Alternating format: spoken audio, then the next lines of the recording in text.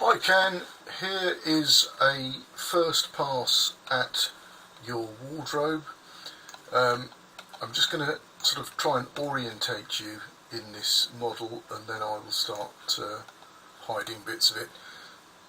So I've put a room around it, which the height of which is whatever the height you gave me. I think it was 2480, I think, but either way it's copied off your email.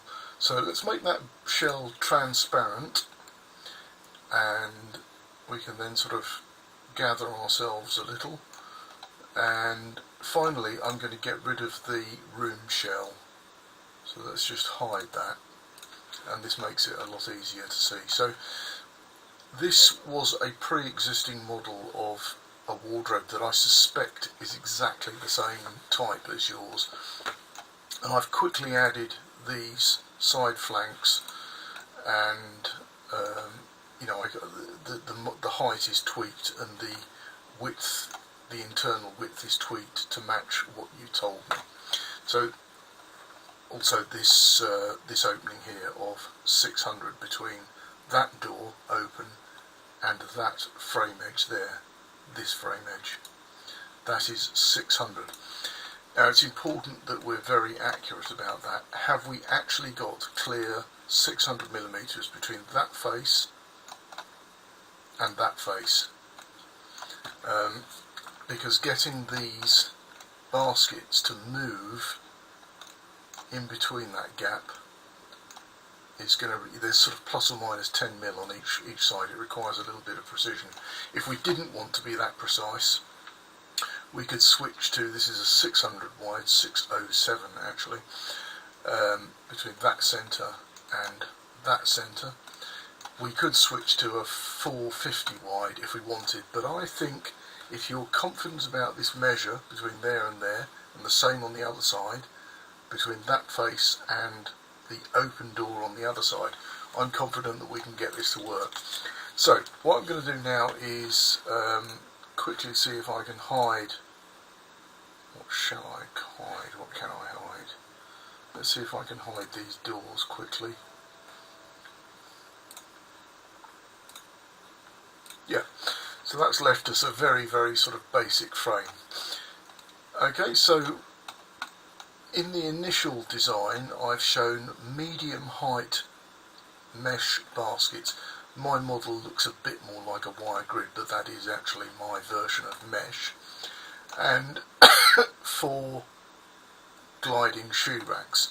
So if the doors are open, these will glide out into the open space. There are 45 centimetre wide versions of both of these if we lose our bottle on that door opening. And you'll see that that's how I've created the offset between the two, or the gap around the doors.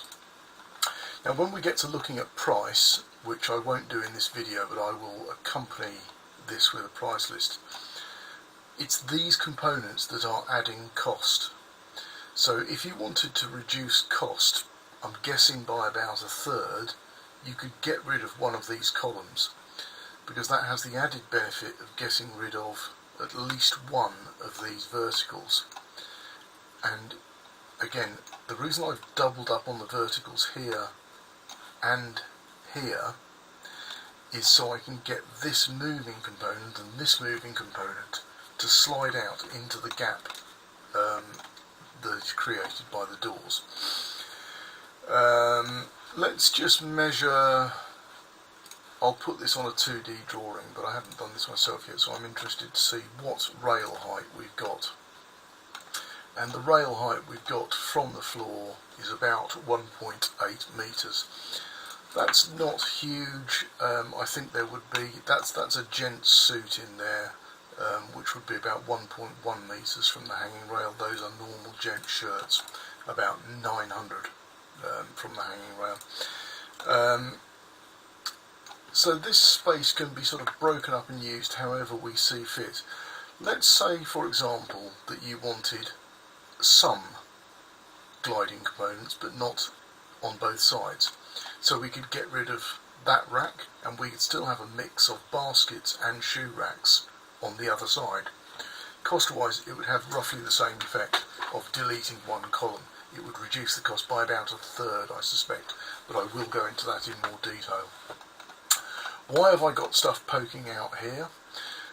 It's all to do with covering this span from this slightly unconventional centered layout, and what would happen is that these would be trimmed on site. These are 400 millimeters deep by 900 long, and they would be cut down so that they fitted inside the wardrobe, and the brackets you can see here would appear here on the inside of the wardrobe. Same applies to that side. It gives us a decent component count and a reasonably accurate model. Now you could have a completely empty column here, so you could create some long hanging. You could also increase the hanging height up to at least here. Let me just measure that and see what we've got at that point. Let's take a point there, and we'll go to the floor, which is going to be roughly there, and we've got a height of almost 2.2 meters. Now that is interesting, because that means if you did get rid of a column of gliding components, you could just about, and you got rid of this shelf, and you see you're moving this rail up, you could just about have double height hanging in here. I think you could certainly get 2 rows, so if we had another hanging rail here, you could have 2 rows of gents shirts in here. And if we wanted to create some long hanging, there will be a way to do that. So have a look at what you think you need. If this is excessive, you know, you can also we can just hide one of those. So, you know, okay, let's have 3 shoe racks. Or if we want even more hanging, let's have 3 baskets. So I think this is a good structure, and what I'm going to show you, this, where we started, is probably the most expensive solution, and we then sort of, if you need to design it from a budgetary point of view, we can start hacking things out. But it all shows you from a storage and volume point of view how we can max this out. We don't have to have 2 shelves, we don't have to have 2 columns. Okay, I'll send you some pictures and some costs, and let me know what you think.